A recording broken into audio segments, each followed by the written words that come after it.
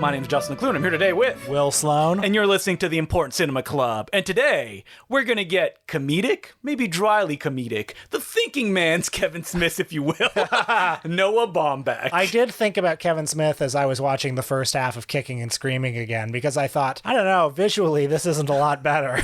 Do you think that Noah Baumbach, in his head, inspired by Clerks, because he came after, wanted to do like a Baumbachiverse, where like all the characters interconnect in some ways? I think he probably had Whit Stillman on his mind a little bit more than Kevin Smith. Whit who? Is he still around?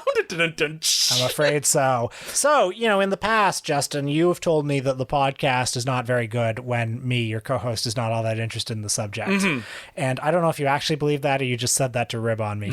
Probably ribbing on you. But anyway, this is an example of one of those weeks. But you like Noah Baumbach at some point, right? Yeah, and you know what? The two movies I watched in full this week, I watched the first half of Kicking and Screaming and was like, ugh, no more, for reasons I can't even fully explain. Mm-hmm. But yeah, the two movies I watched this week I actually liked quite a bit. And ever since then, Noah Baumbach has made a steady stream of movies that I have moderately enjoyed. I'm going to say, I very much enjoy Noah Baumbach's work, and people may be like, Justin, what are you talking about? You hate rich people. And I would say, yes, I agree. But most of the rich people in Noah Baumbach films are pathetic losers. So this week I watched the two that I like a lot, which are The Squid and the Whale and Greenberg, which I didn't used to like a lot, but watching it this week, I'm a Greenberg convert now, I think he's a great character. Now, do you remember when you heard about Noah Baumbach? Because for me, it was definitely as a co-writer of The Life Aquatic. Yes, exactly the same. I saw his name and I said, that's not Owen Wilson. How come Wes Anderson has a new co-writer now? Why is he recording the commentary in a packed restaurant for The Life Aquatic? And then a year later, along came this movie called The Squid and the Whale. And up to that point, I had not heard of... I'm a younger man, I had not heard of those Gen X iconic movies. Were they iconic movies, though? Because, I know Kicking and Screaming was released by the Criterion Collection. Yeah, maybe it only became iconic afterwards. Mr. Jealousy was kind of... it was not a Chasing Amy level smash, but it had its fans. I watched Mr. Jealousy this week, and it's definitely a fascinating, sophomore attempt, because Noah Baumbach's first film, Kicking and Screaming, is about a bunch of losers that graduate college and don't know what to do with their lives and kind of just kick around, incapable of moving forward in any way. Having Kevin Smith-like dialogue, but about more intellectual things. Yeah, and this is what I hate about it. I don't know. The thing about Kicking and Screaming is there's just something about it on some chemical level that rubs me the wrong way, and always has.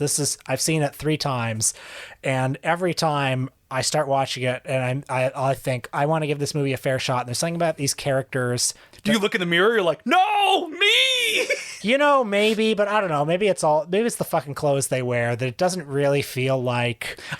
The thing is, I don't think the movie's that funny. I remember watching it for the first time and being like, it's okay. But rewatching it again for this podcast, I was amused by their patheticness and the way the movie literally moves nowhere. It is very steadfast in the fact that these characters are essentially just trundling downward in place. Okay, I do recognize that the movie talks a good game that these characters are pathetic, but also I think you're supposed to like self-aware, because the ending is all about if I did this, would it matter? And it just goes nowhere. I also think you're supposed to kind of like these characters and find them clever and funny. Do you think you're supposed to find them clever? Yeah, I do. Okay, because this is the issue that I like to call the Whit-Stillman paradox, which is, this is clearly supposed to be satire.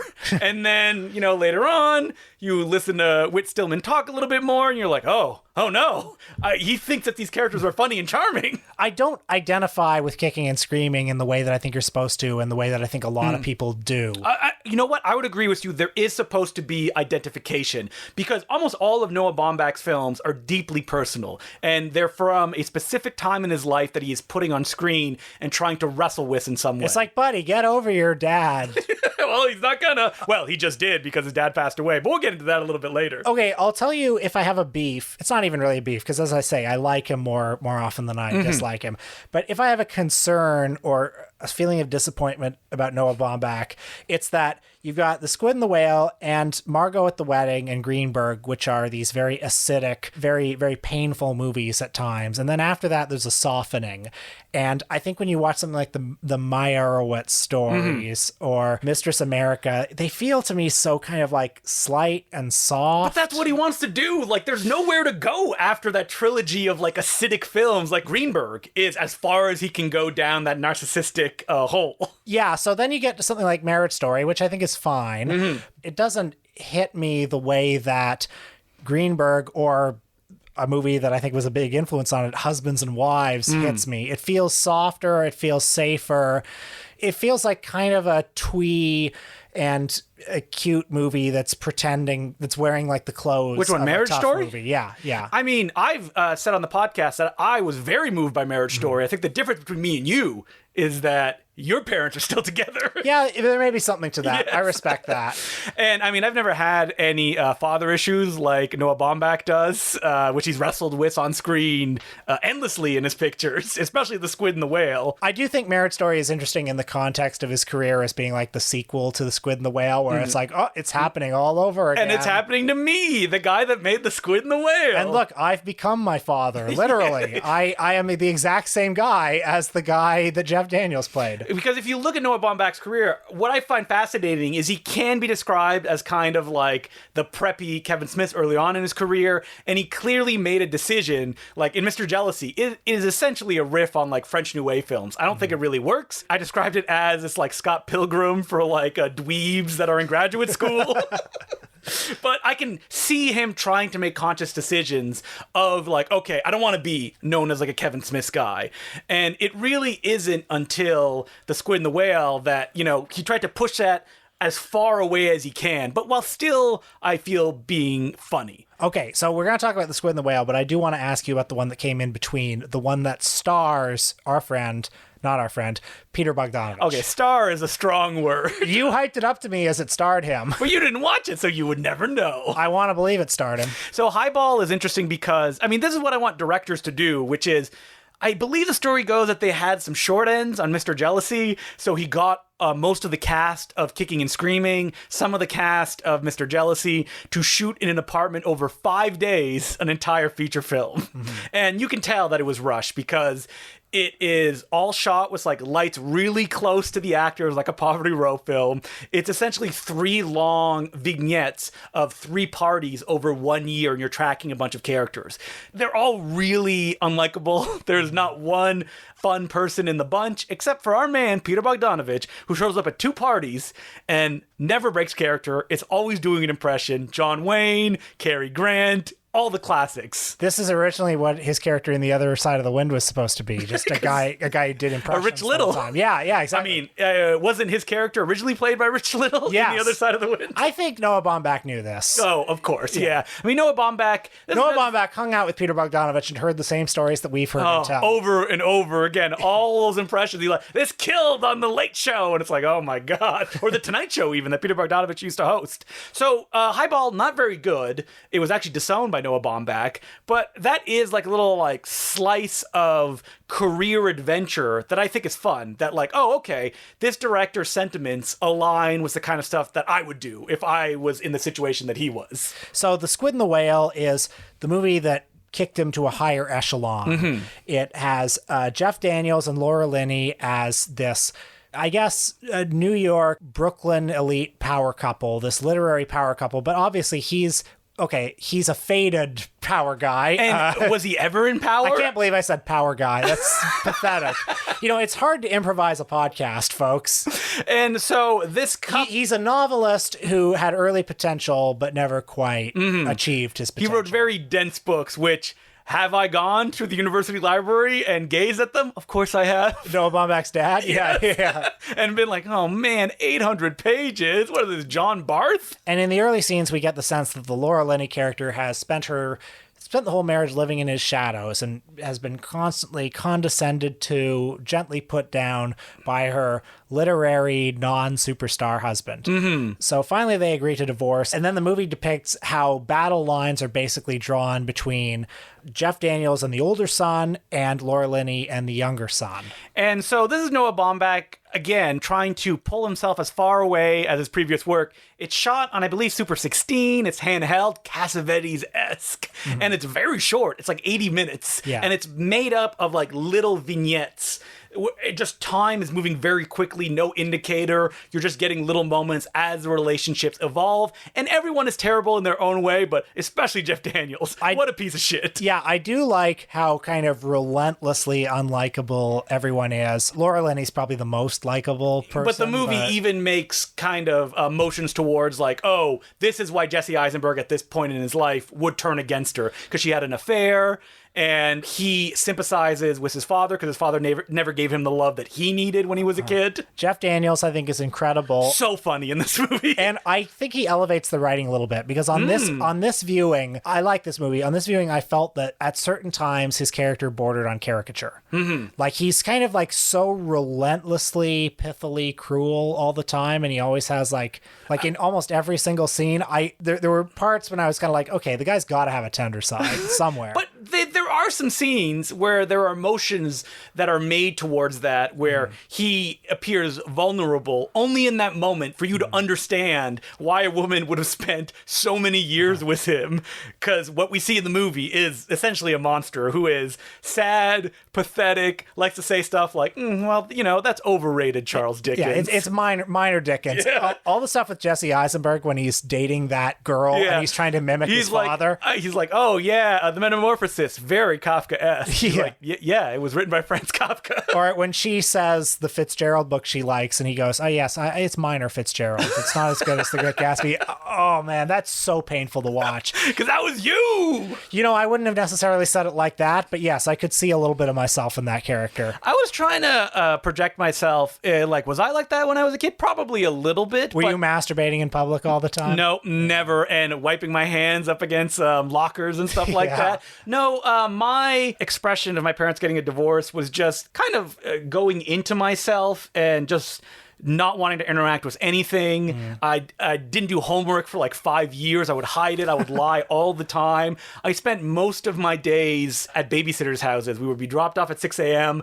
My parents would pick me up at 7 p.m. So I would only see them in these like little things. And an insane setup in this movie, which I assume is from real life, is that they see their parents on alternating days. That is maddening. Yeah, for perfectly equal joint custody. And then every 2 weeks, they switch the Thursday. Yeah. Yeah. And I love that detail at the end where she says the only reason you wanted to do it this way was so you'd have to pay less in child support. And you see that, like, the Jeff Daniels character, like, there is an alternate dark universe where we could turn into that person. Like, once he has like a heart attack and the ambulance has to come to get him, he tries to make like a joke about like Breathless. He's like, remember Breathless? Jean-Paul Belmondo says this at the end. She's like, huh? Yeah, I guess. Yeah.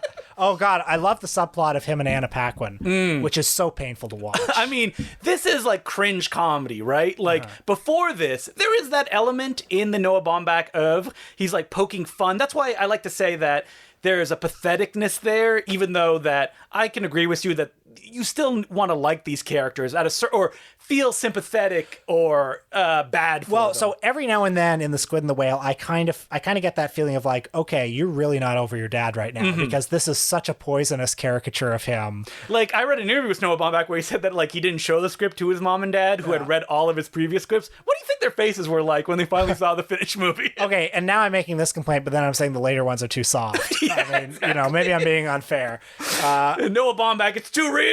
You see your reflection in it. Okay, but how about Greenberg? So Greenberg, this is the most poisonous that I feel Baumbach can be. And I was not prepared for this when I saw it in 2010, I think. Because I don't think anybody was, because I could see the used Roger DVD copies as far as the eye can see. People renting it expecting, I don't know, Duplex, a Ben Stiller style comedy. Well, don't you love the cover of that DVD where it's Ben Stiller and Greta Gerwig smiling next to each other, and it's got like the quirky colors, and it looks like Little Miss Sunshine or something like that.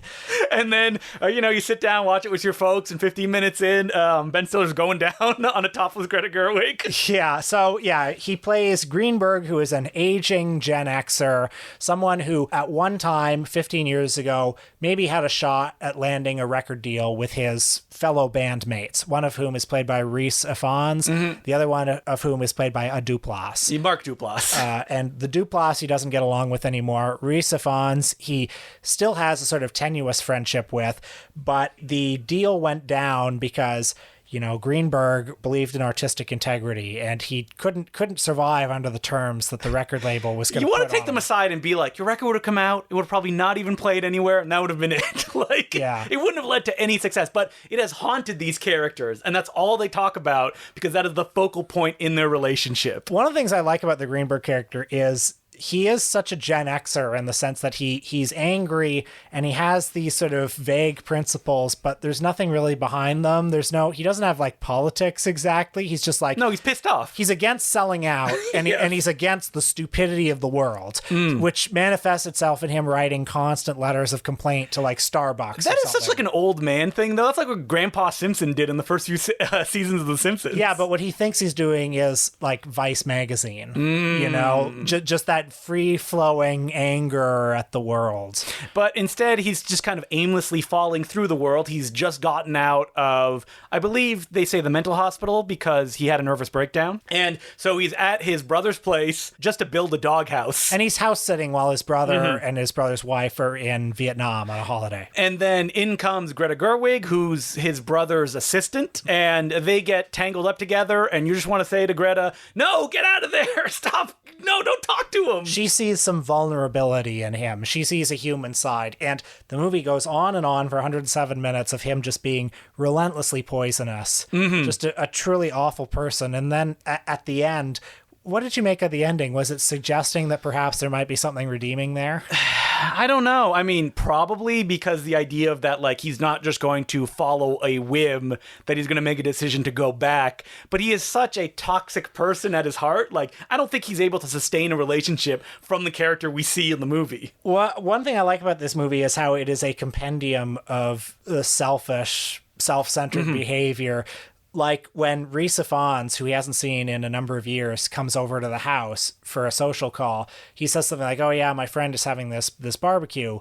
Why don't we go just get a drink? And Ben Stiller is trying to say like, oh yeah, we could I don't know, do that. We could go to a bar. We could hang out here. We've got Gung Ho on VHS. And he's like, do you think Gung Ho holds up today? Yeah, and it's like today? Yeah, anything to not just do the simple favor of going to the friend's house. Do you find Noah Baumbach's dialogue funny? Sometimes, yeah. I find it very funny. In this movie, I found it really funny. And like even in Squid and the Whale, like all of Just Daniel's asides, I'm just like, that's so good because you know somebody like that who would say stuff. I thought that scene when he's meeting Jennifer Jason Leigh, the ex-girlfriend, for coffee, and he's just talking about himself, and then she's like, my mom died, and he doesn't break the sentence that he said. I think that is such a perfect scene, like where he starts it by apologizing for some minor slight from 15 years ago that she's forgotten, but he's doing this big show of doing an apology about it only because he wants to be seen as the kind of guy who apologizes for something. Yep.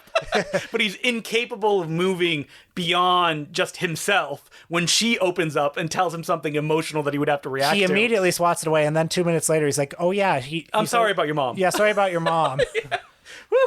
And so, like you said in your review, that now you can look back, and I mean, everybody has a little bit of Greenberg. We're all Greenberg. Yeah, exactly. Yeah. And I'm curious to know where that came out of Noah Baumbach's life. Like, where was he at that point? Yeah, I wonder to what extent he thought he was Greenberg. And he's like, is this when the relationship with Greta Gerwig formed?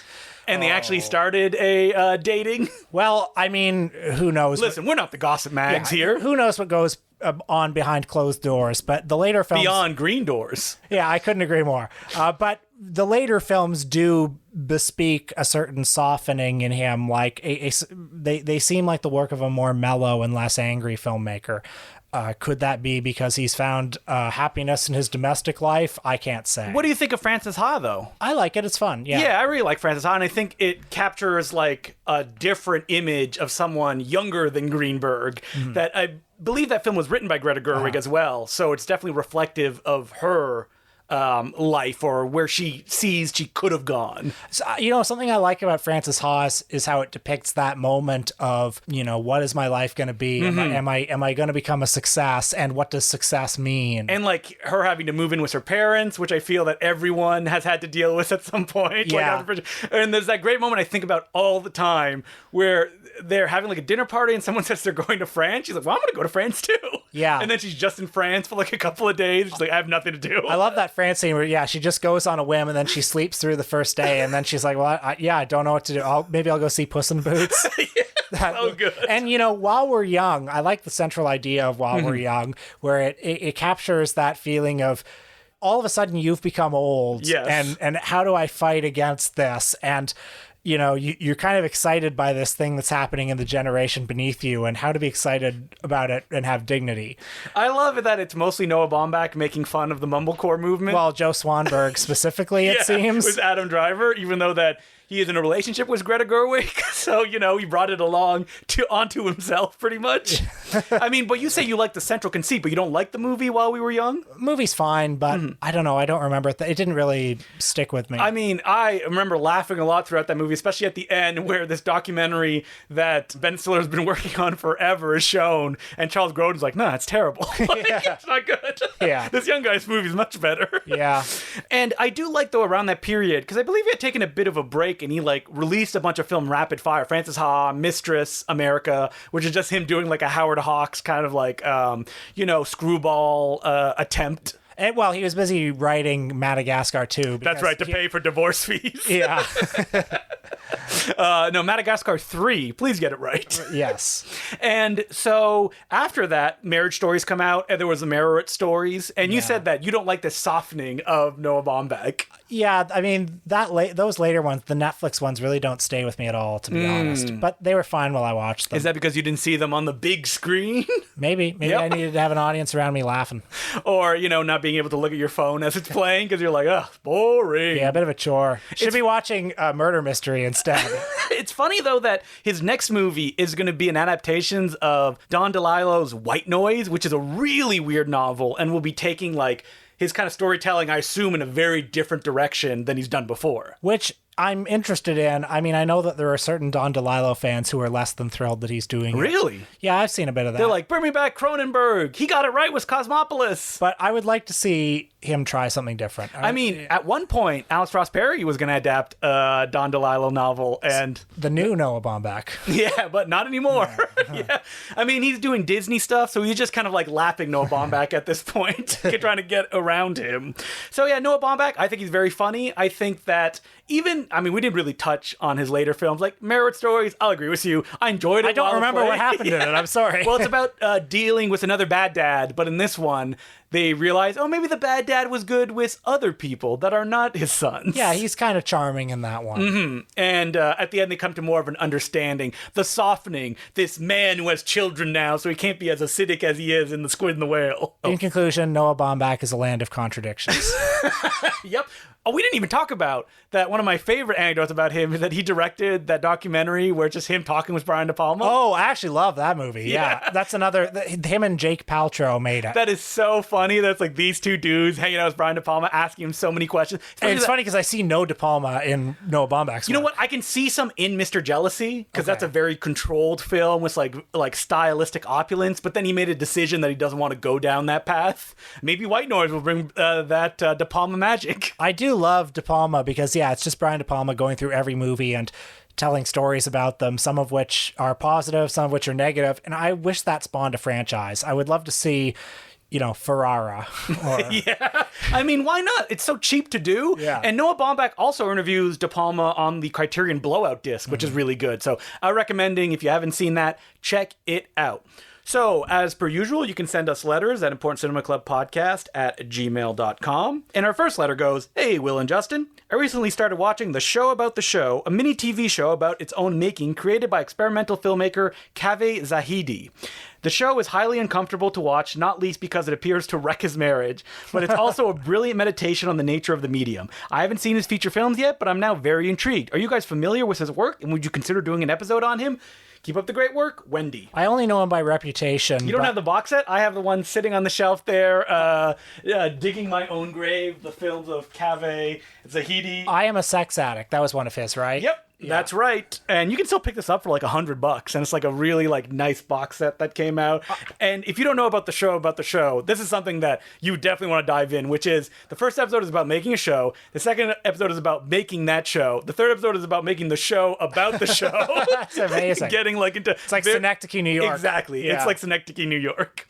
And because he's all about like looking inwards, but almost in like a destructive way as well. Like he made a film with his father and stuff like that, and a lot of documentaries. So you know what? I think this would be a good topic to tackle. Yeah, I'd love to. He says his favorite filmmaker is Woody Allen. So wow, how bad can he be then? As a person and a filmmaker. So thank you very much for that letter. So the next letter is from Michael Gallagher, and he goes, "Hey, Justin and Will. I've been a listener for a couple of months now and have been loving the show. Your episode on Jacques Tourneur inspired me to do a binge, and he is now one of my favorite filmmakers." Oh, that's nice. That's great. Yeah, that's what I want the show to do. To be like, influence someone to go check out filmmakers and like discovering new favorites and being like, oh, wow, that is really good. Oh, these two men have impeccable taste. That is not written in the letter. That's just me saying it. Speaking of, there are a few of mine that I would love to see you cover eventually. Eric Romer, Hong Sang-soo, Angela Schlalek, but most of all, Max Ophuls. I feel like he's tailor-made for the show's format. A multi-chapter career, relatively small oeuvre, distinctive style, and repeated themes. Would you ever consider doing an episode on him? Regardless, keep up the good work, Mike. The answer is yes, we would consider doing it. I believe I have pitched it to Will, and he's like, oh man, that sounds like a lot of work. You know what? You've shamed me. Let's do Max Ophuls. Yeah. I mean, he's fun because what he's most famous for is long tracking shots. Like, that was his thing.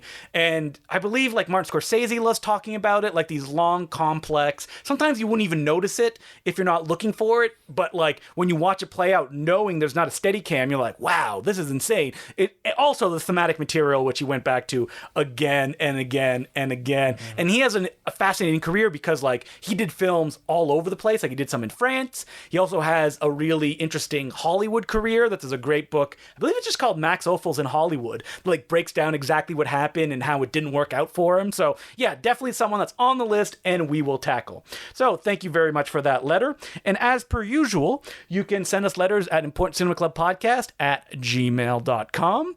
And what are we doing on the Patreon this week, Will? We're talking about a variety of odd films. Chief among them is I Woke Up Early the Day I Died, a movie that was made in 1998 starring Billy Zane, the first movie he made after Titanic, based on a script by Ed Wood. Yep, that's right, the real Ed Wood. And this film is filled with a cavalcade of C-listers, and it also has no dialogue. And it has never been properly released. That the company that made it went bankrupt. I actually read an article that it played at TIFF.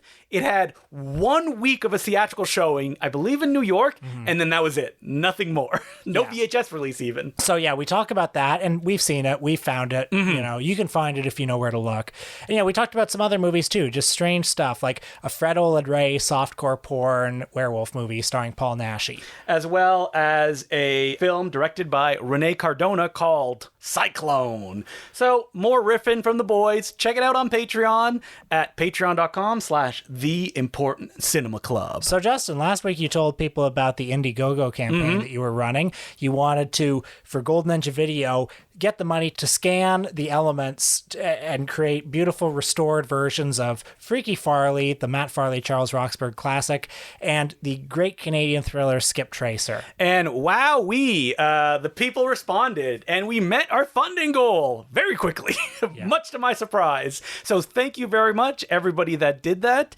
And you know what happens when a crowdfunding campaign goes all the way to the end quickly? Stretch goals. And some of them include, on the Important Cinema Club, there's a few things that we love. And with this, an opportunity has presented itself that if we reach a certain goal, I'll put it up on the website, probably by the time you hear this, me and Will release a remastered Bruceploitation film. Like a new scan. A new scan of a film that does not have a high-definition scan anywhere. You can only find it in full screen. So that is very exciting, and I can't wait to jump on that. And like I said last week, if you like Golden Ninja Video and you're missing some releases that went out of print, grab them through this crowdfunding campaign because I have no plans to release them other than that. So jump on it. You get a 3-pack. You can buy a subscription. Even if you just want to throw $5, you're like, I like what they do. I'm currently broke. No problem. I would still appreciate that. With that in mind as well, I should let people know that next Saturday on July 31st, I will be doing a telethon. And so I did a summer movie mind melter, and people have been asking, like, when's the next one going to be? When's the next one? I'm like, listen, this is a 2-time-a-year thing. Like, I don't want to do it all the time. I don't think this will be 24 hours. I think it's probably going to be closer to like 12, 15 hours. And the reason for that is I will do live segments like Jerry Lewis did. So like I'll be wearing a suit, I will be in front of stuff, and there will be all the stuff you would see on Jerry Lewis's telethons. There's going to be musical numbers. There's going to be, I think we're going to do a live commentary. Me and Will are definitely going to be playing some video games. So all the stuff that, you know, we don't usually do when we do live stuff, because I usually just show movies, and there'll be movies, of course. All stuff kind of like Gold Ninja Video adjacent. Will there be a classic film that me and Will talk about that I could not release on Gold Ninja Video that will play? Yes, absolutely. And there'll also be a film that I prepared for Gold Ninja Video, but could not release because I'm like, I think maybe somebody owns the copyright, but it's not available in English anywhere, and I'll be playing it on the stream. So make sure to check it out. You can look at my Twitter page at Decloux, DECLOUX, the letter J, and I'll be posting information throughout the week. But all you need to know is that it starts at 11 a.m. Eastern Standard Time at Twitch TV/Important Cinema Club. What are we doing next week, Will? Well, not Maxo Fools yet. No. But we are doing Guys in Gorilla Suits. Yes! We talked about it a few episodes ago, thanks to a letter from, I think, was it like Large Gorilla or Big Gorilla or something like that? Who asked us to do something else. Yeah, we were like, ooh, a gorilla, eh? So, you know, we believe that, as the murderer John Landis once said, if you've got a guy in a gorilla suit in a movie, it's a good movie. Mm-hmm. So we're going to test that hypothesis. We know what the answer is. So it is just, you know, all show by talking about 3 actors who made their career as gorilla performers. Guys who owned a gorilla suit and would become Hollywood's gorilla guys. And this includes Ray Crash Corrigan, an old cowboy who, I don't know, did he just like make a gorilla suit because he became a gorilla man? And essentially, if you see a movie like, I guess probably the 50s onward, it's Ray Crash Corrigan in that gorilla suit. Unless it's Bob Burns, the great Hollywood collector. And Bob Burns' gorilla suit performances were more comedic in nature. And so that's interesting as we move on to the third performer we're going to talk about, Rick Baker. The Academy Award-winning makeup artist. And so the movies that we're going to be watching, I think we didn't decide on the first 2 because we need to find a Ray Crash Corrigan joint and a Bob Burns film. But we know which Rick Baker picture that we're watching. King, nope, Gorillas in the Mist. Me and Will have never seen that film, but I'm always fascinated by the idea of like gorilla suits done realistically because they are in and of itself such a comedic thing that I'm excited to see Rick Baker pull it off. So I can't wait to see Sigourney Weaver fuck that gorilla. Is that what happens? Oh man, I'm excited. Wait, does Congo have prosthetics or CGI gorillas in it? Congo definitely has guys in gorilla suits. Okay. Wow, man, my list is too big. And before people message us, I had to make the decision that there will be no giant gorillas in this. So no apes, no King Kongs. I wanted to talk about the South Korean monster movie, kaiju movie, Ape. Guess what we're talking about on Patreon next week? Okay, excellent. I just want to watch it again, you know? Get out that Kino Blu-ray, because they did put it out. So that's what we'll be talking about next week. And until then, my name's Justin Decloux. I'm Will Sloan. Thanks for listening. All right, Justin, I've got a question for you, which you won't know the answer to, but that's okay. What's going on with the Toronto International Film Festival these days? Well, they're making decisions. Yeah. And I think a lot of them are pandemic related, and a lot of them were already set in motion before that stuff went down. Okay, because I've seen their first list of announcements for their gala presentations. And the gala, listen, you and me, we cinephiles, we understand that the gala selection is not always where the really cool stuff is. No, because that's the big stuff people know, will pay big ticket prices for, because they want to see Johnny Depp in front of, like, I don't know, Black Sunday or whatever the movie was called. Yeah. But this year, They unveiled the galas, and I gotta say, not really looking too good. Would you have seen any galas? Do you usually see galas at TIFF? I don't usually see galas at TIFF because they're movies that'll show a month later. Sometimes they have international galas, and those are the ones that I check out. Yeah, I mean, I do have fond memories of standing in the rush line for 2 hours to see a little movie called Chloe by Adam McGoyan. And you're like, whoa, those are the gardens that they're having an affair in. I know that one. Exactly. But it's a dream, so it didn't really happen, did it? The 2 times since 2009 that I've been to Allen Gardens, I've always thought about how, Liam Neeson fucked in that corner Liam over there. Neeson getting a hand job. Yeah.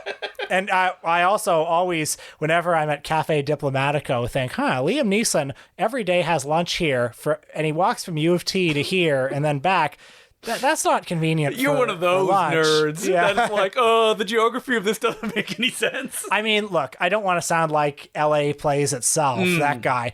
But there are so few movies that are set in Toronto that give you the opportunity to have fun like that. Riff like that, yeah. It's not like Max Payne, which is shot in Toronto, but not set in Toronto. But so what are the galas that are playing, Will? Well, there are 2 in particular that are really sticking out for me. One of them is the opening night gala, Dear Evan Hansen. The musical, played by a 40-year-old man playing a teenager. And I gotta say, the day after New York Film Festival announced their opening night, and it was Joel Coen's Macbeth. So the thing about New York Film Festival is they're much cooler than TIFF, right? But why should they be? Because I feel like something has happened to TIFF in the last couple of years. TIFF wants to be popular. They're clearly, in their eyes, not making enough money, not getting enough attention. What I always loved about TIFF was that they were a dumping ground of international cinema. I watched like a 7-hour documentary at like a press screening of like a cinema scene that most of the movies they were showing I could not even see. That's what I like to see when I go to TIFF. Okay, I do love that about TIFF. I still love that about TIFF, but it seems to me that they have a problem right now, a branding problem. Something in the alchemy has gone wrong in the last 5 years. And a lot of that has to do with the fact that, okay, so TIFF has always been a dumping ground festival that was started by 3 businessmen who were like, we're not cinephiles, we just want film industry people here. So we're going to show everything for everybody. So if anything, they're starting to succeed at what their original goal was. Well, for a long time, they were very successful betting everything on we are the launching pad for the Oscars. You know, we are where American Beauty and 12 Years a Slave all those movies premiere. Green Book, yeah. But in recent years, people don't care as much about the Oscars. And what TIFF hasn't really put everything on is being like the prestigious international quality cinema festival. So what you're saying is that you think that their focus should be more on the prestigious international stuff? So I don't know how to fix TIFF's problem. I feel like TIFF was like, we're already doing that. Just everybody's ignoring it. You just don't know about it. Well, like you flip through that guide, there are a million movies you've never heard about. Yeah. Well, it seems that all the other festivals are getting like the really good premieres. And I mean, if TIFF was getting Macbeth, you would not go see Macbeth at TIFF. Well, no, but it's like I'm always rooting for my hometown team to you know, so I want TIFF to get Macbeth. Yes. And it's like, why isn't TIFF getting Macbeth? So wasn't TIFF, at the beginning, it was the Festival of Festivals. Yeah. When did it become the People's Festival? I don't know, but yeah, when it's terrible tagline. When it started, it was we don't have world premieres. We have the best of all the festivals around. That the changed very quickly, I feel. Yeah, and then it seems like a turning point was like 5 years ago when they decided to declare war on Telluride. They were going to be like, we want to be the new Telluride. And it seems that not only backfired, but they basically said we're drawing a line in the sand. It's Telluride or us. And the film industry said Telluride. Well, I'm going to say one thing, and I've said this. I feel like on previous episodes, world premieres don't matter to like Joe Blows like us, right? Who cares? Well, they matter to the international press. And if you got Twitter and all the critics are tweeting instantly from Telluride, but they would tweet it as well when it played at TIFF, right? Like, yeah, but you know, it's not Telluride steals the thunder. It's a hollow endeavor because Telluride was always playing films before TIFF. Yeah. No, what happened was 5 years ago, someone wrote a mean article that was like TIFF plays too many movies, and that has haunted TIFF since then. Like this slate of films, I believe, is 100 films. Okay. That's it. That's the hard line that they're pulling. Well, I'm gonna say not enough movies. Okay, and also the movies they are playing. Okay, opening night film, Dear Evan Hansen. Sorry, that's embarrassing. I gotta say though, the opening night film a couple years ago was Legend of the Fist: The Return of Chen Zhen. I guess they've always had bad opening night films. They've always had okay, bad but what about their other big movie is Clifford the Big Red Dog? Now, isn't this a closing gala? Because I remember seeing a closing gala that was the Max Landis written film Mr. Wrong or whatever, starring Sam Rockwell. Is it the closing gala? Yep, that was the closing gala film. So, in other words, TIFF has always been bad. Clifford. Oh, no, I don't know what Clifford is. Yeah, Clifford the Big Red Dog. And, you know, I thought, well, who knows? Maybe Simon Lang directed it, and I didn't know this. But no, it was directed by Walt Becker, the director of Old Dogs. So are those the only two films that they announced that they came out of the gate with these two pictures? Well, they announced some other ones, but you don't care about those. I don't care about those. But Even though that some of those may be the international gems that will be good and need to be discovered. Like I say, I'm rooting for TIFF. I love TIFF. I'm not saying this to make fun of So TIFF. what it sounds like is what you want TIFF is to play films by the Coen brothers. Normie art house choices. I don't know. What I want is for TIFF to reclaim its rightful place as the best goddamn festival in the world. Here's the thing. Me and you can't afford TIFF tickets. We tough. can't. It's tough. Yeah, the only thing I used to see at TIFF was Midnight Madness because you could buy a pass. It was $100 and see 10 movies. You can't do that anymore. You know what another problem that TIFF has is it's less exciting to see a celebrity in person now. Yes. Not just because Twitter. Yeah, well, Twitter, yeah, and Instagram and celebrities are so much more accessible. If I want to see a celebrity, I can pay $150 and get them to send me a cameo. Think Johnny Toe would send me a cameo? That's the last autograph I got at TIFF. Probably not. He might be on the Chinese version of cameo. I don't know. Yeah, he's state mandated to appear, doesn't have a choice. So that sounds like you're not going to be going to TIFF or anything. No, I want to go to TIFF. I love TIFF. Yeah, please send us press accreditation. That's really why we're complaining. We didn't apply. No, we did not. But we just want them to instantly send us. Yeah. They should recognize that we are the tastemakers in Toronto, and that's why I'm like bringing up these gentle concerns to neg them into. Well, I will say that Peter Kaplowski, my pal who programs Midnight Madness, is tortured every year by wanting to program the best Midnight Madness that he can. I think, and I'm not just saying this because I know him, I think Peter's doing a great job. Challenging, wanting to find movies that people will like or people will discover from around the world. So that's great. I can't speak of the other programmers. I don't know them. Somebody watched Clifford the Big Red Dog and went, no, that's for us. Maybe it's great. You know what? You know what? I rescind any concerns I have. Obviously, TIFF is in great health. They've just booked the new Becker, Clifford the Big Red Dog, and I can't wait to see it.